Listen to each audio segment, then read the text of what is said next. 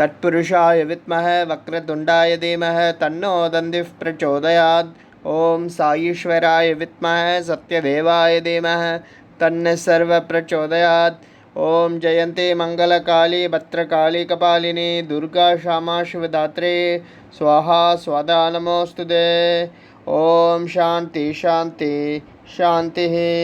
Sairam Lin, Sairam from Malaysia.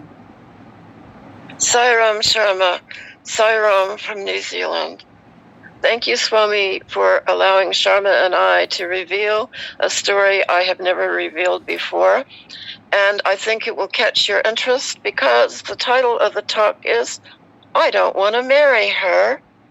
And we welcome our listeners, as always. As some of you know, I have spent many years volunteering for 3 different trusts inside Prashanti Nilayam.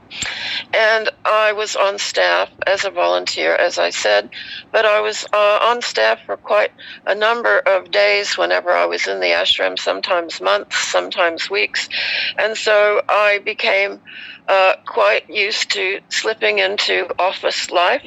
And my job, no matter which trust it was pretty much the same, which was to write articles, provide artwork, think up ideas for interviews, and so on. And one year, it was Christmas time, 2 large groups from 2 different countries arrived with the youth from that country, the Sai youth. And they requested that I give them a talk. And so I gave them a talk, and separately I gave a talk to the men or the young men in one group and the ladies in another group, the young women. And it was quite a large gathering. I think I had about 50 attendees in each group. And these were all young Indian youth, between the ages of 18 and 30, I would say. And they had, obviously, some of the parents had traveled with them. They were observing strict rules, and I was very happy to speak to them. I knew they were all very earnest in their sadhana. And I said to them, each group, I asked them what subject would they most like me to speak about, and they were unanimous. They all said relationships, love relationships. And so I gave a talk to each one of the groups on that.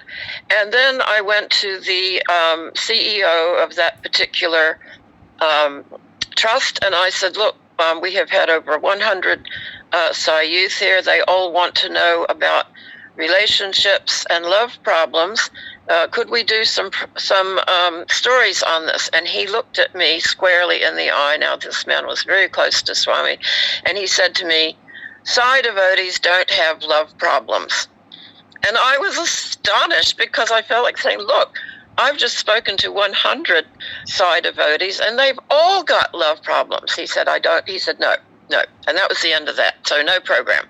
However, I thought about this, and strangely enough, several of the youth contacted me privately in my office, and they said, could they come and speak to me privately? I said, of course you can. Because I was allowed to come and go. I wasn't, I had my own office space. I didn't have to have anyone else listening in. And so, sure enough, 3 youth arrived in my office one evening after dinner. And one of the young men said to me, Lynn, I really appreciated your talk on relationships. And I have to tell you, my mind is driving me crazy. And he literally clutched his head and made a kind of a spinning sort of movement with his body. He said, I'm just simply going out of my mind. I said, well, what is the matter? And he said, well, I am engaged. My parents have arranged the marriage. We have exchanged the gifts, which is part of the when a couple gets engaged and the parents have arranged this in Indian tradition, gifts are given. He said, but I have fallen in love with a young lady in my class, because he's still at university. He said, and I don't want to marry this other girl anymore. I said, well, I can see your dilemma. He said, yes, because I don't want to disappoint my parents. And in my culture, you just don't do that. I can't just say, look, it's off. I'm going to marry this other girl and she's my choice. My parents have never met her. And I can empathize with this. I understand the traditional Indian culture of arranging marriages. And I have attended many weddings, and I have seen many matches made.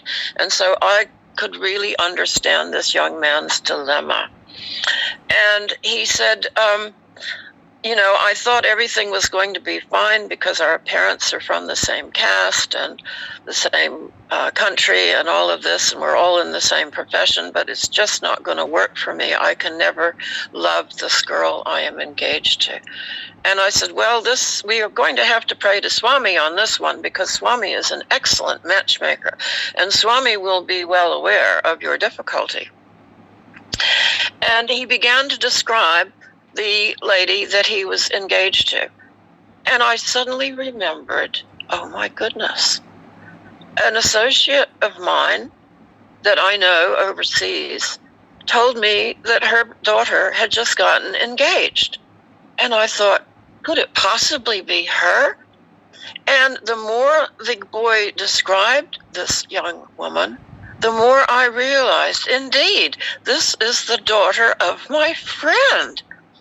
So as soon as he left, I immediately rang the mother. And I said, your fiance, your daughter's fiance, was just here with me. He doesn't really want to marry her.